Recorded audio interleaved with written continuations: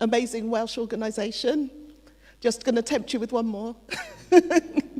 But I'm really pleased to introduce Faith Israel today, and she is the Diaspora and Inclusion Officer at the Sub-Saharan Africa Panel.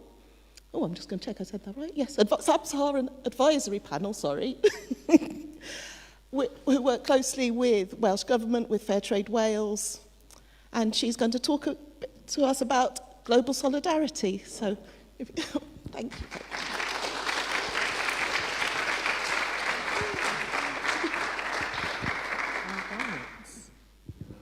Oh, hello? Right.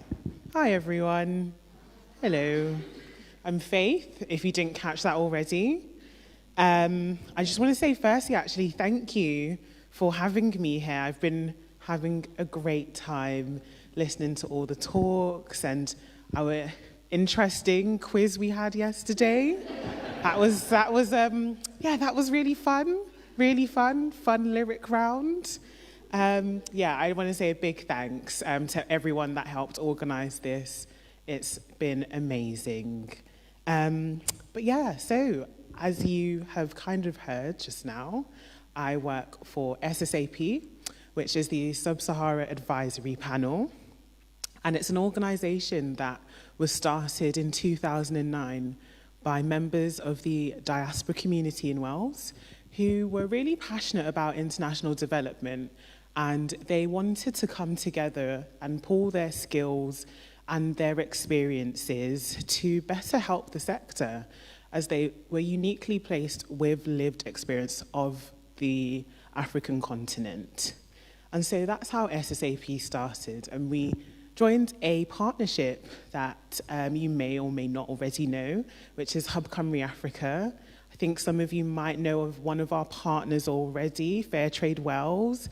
Woo, great. And we are also made up of another two partners, this being the Welsh and Africa Health Links Network and the WCIA. And so together, we essentially work to support the sector in various ways, to help various organisations with their own development internally, capacity building, funding. Really, we are just there to support any Welsh-based organisations. And so that's a little bit about, where I'm kind of coming from. So I'm just looking at my notes. I want to, as you already know, talk to you today about global solidarity, language and courage. But firstly, I actually want to start with an anecdote, because when I was writing this, I was sitting in my garden. This was probably last week. We've been having amazing weather in London, which is where I'm from. And so I was sitting in the garden, it was really sunny, and I was looking at the grass.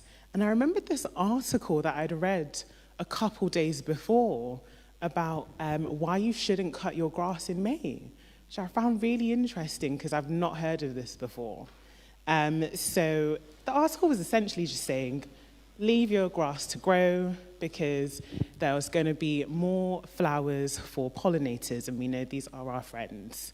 And I remember I was kind of fast forward again, back to me in the grass, and I'm like, oh no, I forgot to tell my brother. And I'm looking at this really nice cut grass now, like, Faith, what have you done? My brother, obviously, he's in charge of cutting the grass, and this is something that I love. I prefer to sit on cut grass, if I'm being totally honest. But with the knowledge I had, I actually would have loved to see wild grass growing, and we have loads of dandelions and daisies and random flowers that I don't know the names of. But yeah, unfortunately, I'd forgotten to tell my brother this, so he cut the grass. And it actually made me think about global solidarity, because in the same way, we all have our own knowledge, we all have our own expertise that we can share with each other. And through that, we can all have like a much greater impact. So in this particular case, if I had told my brother, not only would we have helped the pollinators, he also would have had a week off. But alas, I did forget. And so that kind of leads me a bit more into global solidarity. But before I get really into it, I want to take us back slightly as to how we got here. I'm sure you're probably thinking, I thought this is international development, but now I'm hearing global solidarity. But don't worry, we'll get there. So, I don't know how to use this clicky thing. There we go. So, I want to talk firstly about where it all began. Unfortunately, this did start with slavery and colonialism. International development was a project that was rooted in this, as initially many European countries were exploiting other countries. I'm sure you all may already know this. But over time, it actually became a bit more cost-effective to what they called constructively exploit different countries. And by this, they meant using civilizing projects and development projects in these areas, as this would create a sense of loyalty to the empire. And so they made these racial hierarchies, these gender hierarchies, and instead of referring to people as backward and savage, over time this actually changed and it became undeveloped or poor. And so the language of development is now changing, and we're moving forward in time, and the work is changing as well. But some of this rationale isn't actually catching up with the change in the language. And so we're actually reproducing some of these power dynamics that were made in the times of colonialism and slavery. And so whilst Europe is going through stages of industrialization, there is active underdevelopment in many countries across the world. And so, not going to lose my place. And so, over time, development is going on, but there are these policies that are actively undermining development. There are structural adjustment policies which only took place like in the 80s that actively undermined some of this work that was being done to help develop. And so these power structures, again, are continually being upheld. And so the language is only reproducing the same thing, even though it has changed. And so with development, again, taking more and more people in, it's becoming a bit more of a diverse sector. People are learning. Conversations around decolonization are happening, but they're not quite mainstream just yet until 2020. And I'm sure most of you may know where I'm going with this. A black man is killed. He is murdered by a police officer in Minneapolis, this man being George Floyd. And this sparks the Black Lives Matter protests all across the world against racial injustice. And in this moment, there is something that is sparked, and everyone's having these conversations about racial injustice, about all types of injustice, and how we can do better. And the same thing is happening within international development. People are asking questions such as, how did we get here? Why are we doing the work we were doing? What led us here? Who's got the power? And so this kind of takes me back to SSAP and a project we began during this time called Reframing the Narrative. And so this project was one that was seeking to challenge the organizations in the sector. We were looking to make organizations reflect on their place. And so we had a couple of webinars around decolonizing development. These looked at the history of development, the power structures that existed. It looked at the images and the language that was used both internally and externally. And so we were trying to, again, just get organizations to start thinking about that rationale, thinking about the why. And so we also had an amazing campaign. It was a photography campaign called Back in the Day. As you can see, I've got some pictures here, and these are from the campaign we had. We essentially asked members of the diaspora, what does development look like to you? We wanted to move away from the poverty porn we normally see, the images that are taken often without consent, without respect, without regard for how this is impacting perceptions of Africa. We wanted to move away from that, and we wanted to showcase images by the people, from the people, images that showcase dignity and respect. And so in this project of reframing the narrative, we weren't just trying to tell other people to do something different. We were trying to do something different as well. And so we also actually had a film festival, and this, in a similar way to the photography campaign, the film festival was showcasing African filmmakers telling their own stories, telling a wide variety of stories, and seeing these different issues from different perspectives. We wanted to showcase this within the sector to make people stop and just think. And so in doing this, some of the questions that are now coming up are, what are decision-making practices like in your organization? Are these practices equitable? Are your partnerships fair? Who do they serve? Is your staff diverse? Are there good levels of inclusion?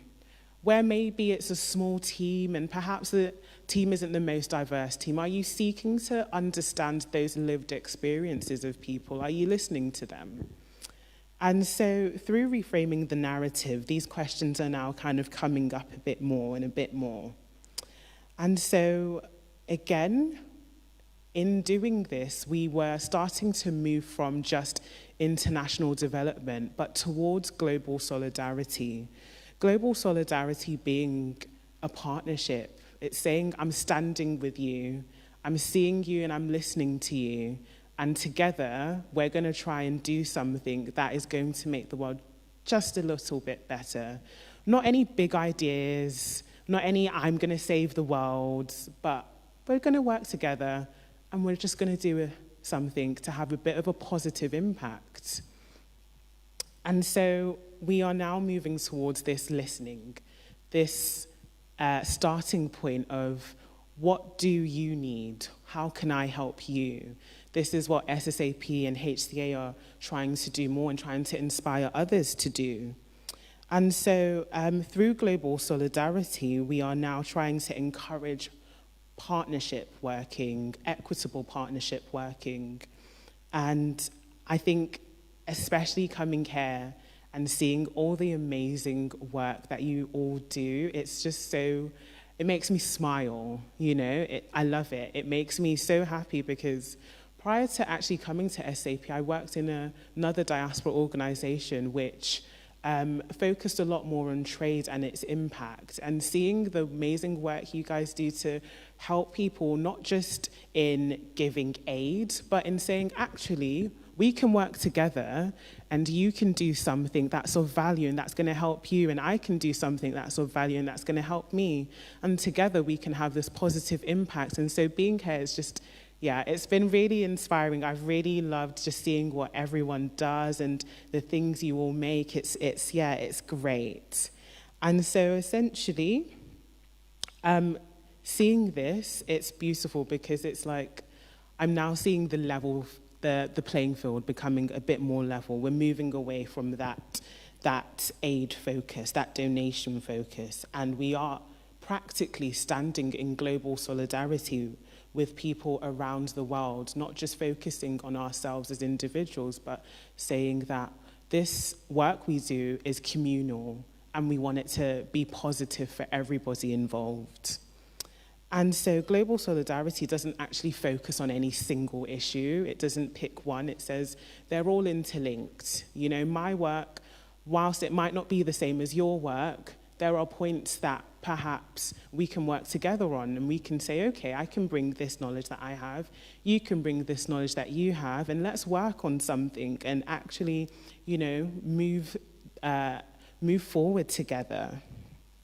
And so in doing this, I think as well, it's also really important to think sustainably, which love being here, I've honestly been speaking so much about CAT. This centre is just speaking to my heart. I really love it. But again, being sustainable in the work you're doing and thinking about that long-term impact, thinking about what would your work look like if perhaps you were no longer there? Would it continue? What impacts would it have? What impact do you want to have? It's okay if you just want to have a project that completes something and it focuses on a specific issue, that's fine. But knowing that that's the impact you're having and you want to work in a way that is positive for everybody involved. And so as well, I think that in this, you and I, everybody here, everybody in our networks is working in global solidarity. And now you're probably thinking, okay, there's a lot about global solidarity. Well, what about language? And I will get to that, don't worry. So, language, I think, is something that is so important, but without a changing of rationale, understanding, changing language doesn't really mean much. You know, you can start saying something differently, but if you don't understand why you're saying something differently, you're just relabeling the same old thing. You know, I can take a container of sugar and put salt on it. It's still sugar, just says salt now. And similarly, with language, I think it's really important to first think about the why. I think it's so important to know your why. Why are you using the language you use? Why are you using it over other terminology? Is there better ones, or are there ones that you would like to avoid? Think about that why, so that this can actually be reflected in the work you do as well. I think specifically within global solidarity, that is kind of what it is doing. It is moving away from the old rationale, those old colonial legacies, and saying, actually, I want to move forward. I want to break away from that. I want to be equal, not just in name, but in the work I do. And so that is actually how our language started to change and move away from international development towards global solidarity. And so I think it's really important to ensure that, firstly, you know this. I think there are so many different areas in here. I can't speak specifically to everyone's, but know your why. Know your why when it comes to language. Don't just take anything because it sounds better or because perhaps it should be better, but really interrogate it. Think about where it came from. Think about, you know, how it got there. You know, what are the roots of that language, that terminology that you use or you don't use? It's really, really important to have that rationale because, like I said, that will be reflected. I always think sometimes around gender inclusivity, it's something that on paper is really easy to do. You swap out a few words and that's it, done. But it's all good and well having it on paper. If a group or an organization or a brand isn't gender inclusive in its practice, then why does it bother changing its language? So I think it's so, so important that first think about your why when it comes to language. And finally, courage. Courage, one of my favorite topics. I think courage and global solidarity go hand in hand. Working in global solidarity is so courageous. It takes courage to do this. It takes courage to speak on an issue that you feel is important. It takes courage to speak up and say, I think this is wrong. It takes courage to say, I think this is right. It takes courage to say, you know what, I haven't been doing something this way, but I think I can learn from this person. I can learn from that brand. And courage, sometimes it sounds like really big and self-sacrificing, but it doesn't have to be. It doesn't have to be a huge thing. It can be courage in the small things too. Courage in the work you do. Courage in taking time to just learn a little bit more. You know, courage in saying that actually, okay, this is my limit. And here you go, I'm going to pass the baton on to you because I understand that you now have something to add to the work that we are all trying to do together. And so I think it's really important to be courageous. It's really important to support each other. It's really important to speak up, especially in the face of injustice. I think this is something that can sound kind of frightening. Often a lot of issues become quite politicized, and that makes us recoil. You know, we don't really want to talk about politics, but sometimes we have to have the courage to do this. We have to have the courage to say, actually, this isn't wrong. This isn't right, you know? This is wrong. And especially when you see it and you know that no one else is saying it, have a little bit of courage. Say something. Do it. You can do it. I believe in all of you here. You can do it. And I know it does seem daunting, but all of us here, we all have a bit of power. We all have privilege. I know often people think of privilege and they immediately think of white privilege, but we all have a level of privilege. I'm privileged in the fact that I am part of a diaspora community. I went to university. These things afford various opportunities to me that perhaps if I wasn't part of these groups, I might not have these opportunities. In the same way, everyone here has their own positionality. Everyone here has their own privilege. But this means you're actually uniquely placed to speak on different things, you know?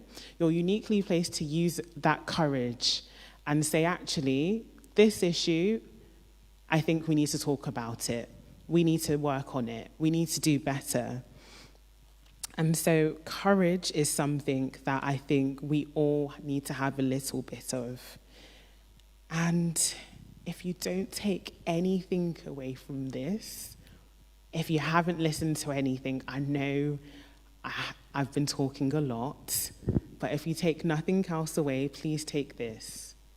You'll get it wrong. You will get it wrong. I'm so sorry to break it to you. You're going to stumble. You're going to make a mistake. It's going to happen. You're going to make a mistake and get it wrong. And that's okay. It's okay. I'm hoping that there aren't any androids here because I'm going to say that I'm assuming we're all human. And that's kind of our thing. Humans, we get things wrong. And it's okay to know that, actually, I want to speak on this issue, but I'm not 100% sure. I'm going to take time to learn and listen, but I believe it's necessary to speak on it. Know that in that moment of fear when you're about to say whatever it is, and you think, oh my gosh, what if I get it wrong? Do it anyway. Just do it. You might get it wrong, and someone might say, hey, you got that wrong, actually, and it might be, uncomfortable. It might be really awkward to hear that. But then you use that moment as a learning experience. You grow from it. You remember, okay, I learned this then, and so now I'm going to do things differently. This person told me, actually, there's a better way of doing something, so that's what I'm going to do.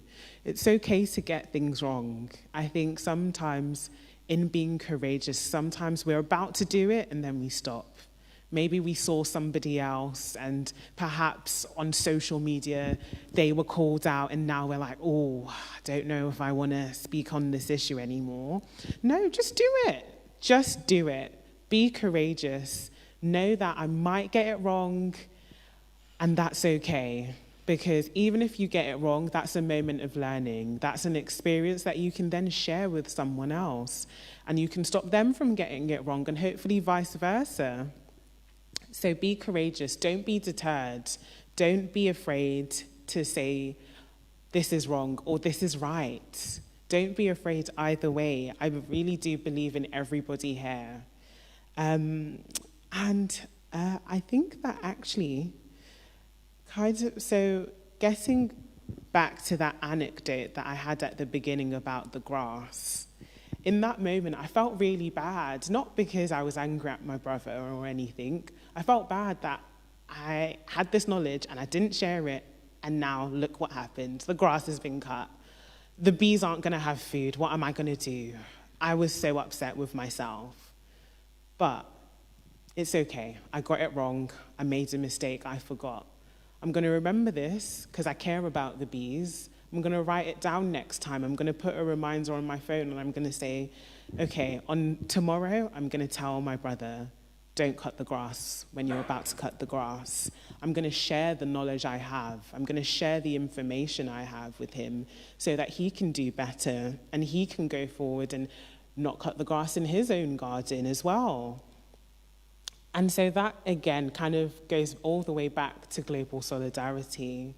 Take that knowledge, take your expertise and share it. Make sure you listen to others, listen to the people with the lived experience, listen to the people that have done the work already. Ask maybe, how can you support, how can you work together? How can you do this fairly, equitably? How can you ensure that whatever you're working on is sustainable, it's not hurting anyone, including the environment? And I think if we can all try and just be a bit courageous, if we can all try and say, I don't have the answer to everything and I don't have to, then hopefully, yeah, we can have some positive change in the world. And that's me.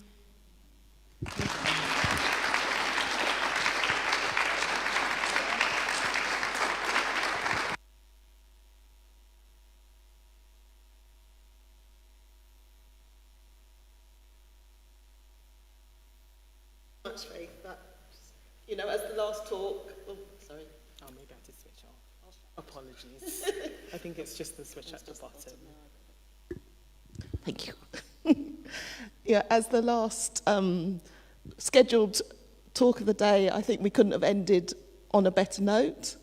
I'm slightly feeling I'm not going to have to give my future goals and aims talk because you've covered quite a lot of it already, which is good. We might have more time for tea. Does anyone have any questions they would like to ask Faith?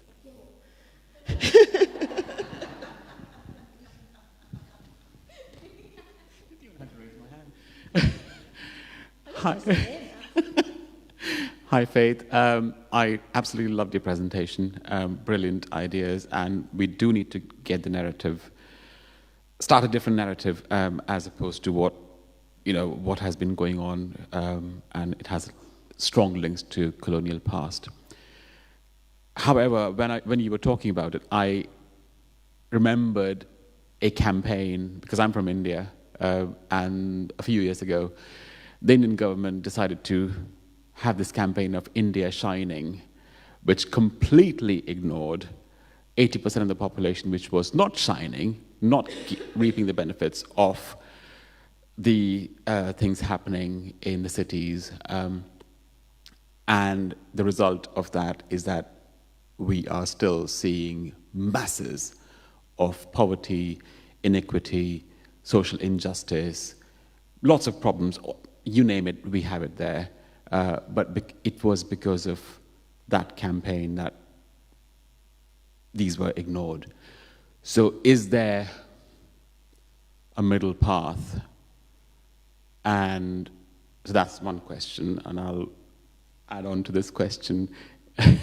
That you also mentioned that donations and things are not the way, and trade, not aid, has always been my intention for the development of people, communities, and restoring some equity in the wider planet as well. So that combined with the middle path, what is your view on that? Go on.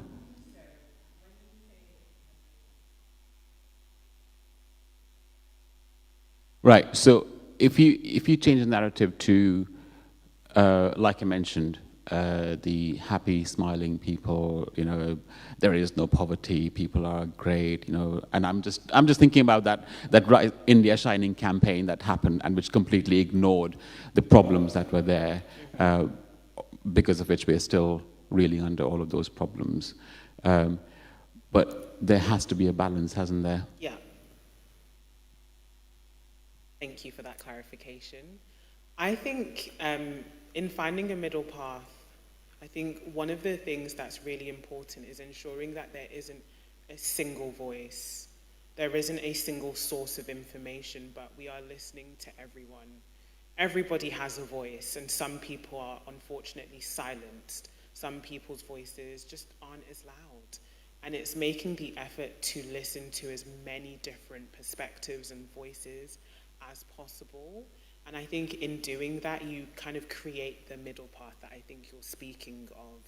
Because I totally understand, being from the diaspora, I'm Nigerian.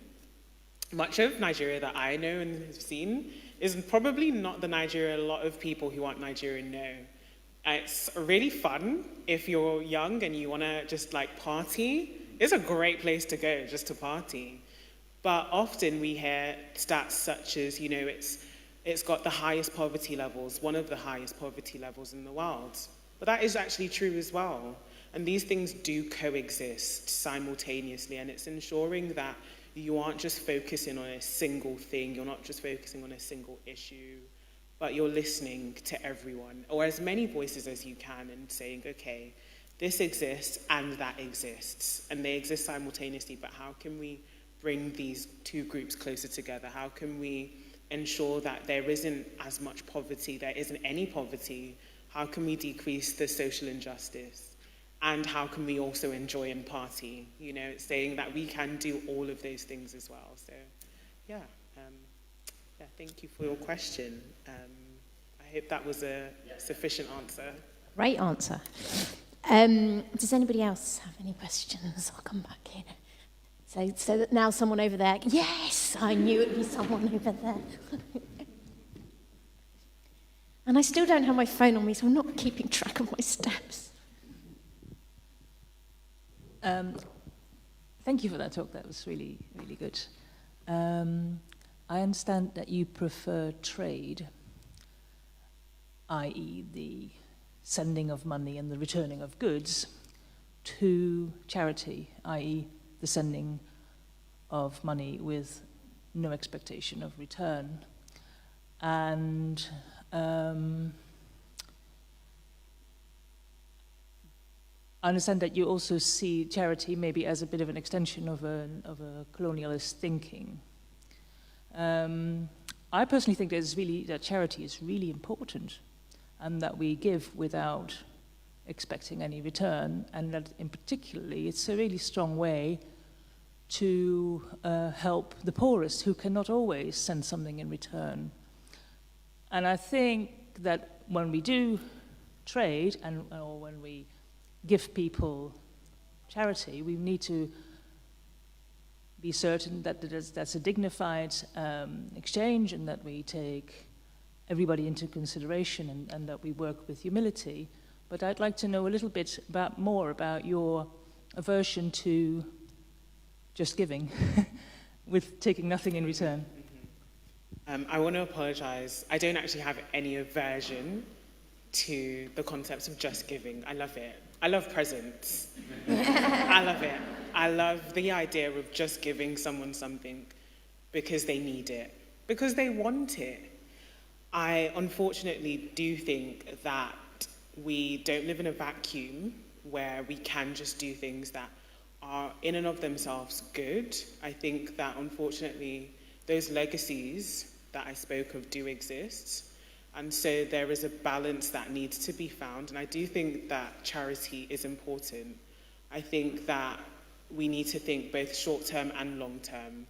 And so like you said, those people that are in the poorest communities and perhaps can't do some of the trading that other people have the opportunity to do, in that short term, it is important to just give, because everyone deserves a dignified life. And I think it is really, really important and vital, and I do agree with that.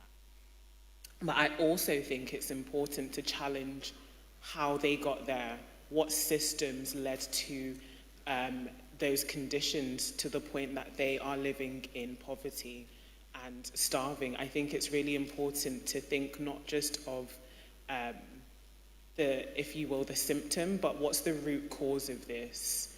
You know, what policies have been in place internationally as well as nationally that have led to some people thriving and some people living lavish lives in the same country where other people don't have enough food to eat. I think it's really important to do both.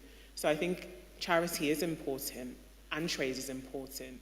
Advocacy is important. I think you can't just focus on one single thing. Again, almost like in a similar way to not listening to a single voice.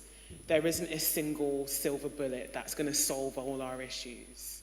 We have to do various different things to short-term, medium-term, long-term solve the root cause and the symptoms and make sure that we are working in collaboration with each other so we know what someone else is doing and we can learn from what they're doing as well. And I hope that's okay. Has anybody else got any questions? How are we doing on time, Joanna? 7 minutes. Anybody else? No? You answered all the questions. Thank you, Faith, so much. I could listen to you all day. Your voice and the way that you just present that information, which is actually really quite challenging, difficult stuff, in such a gracious and open way and encouraging, was absolutely fantastic. Thank you so much.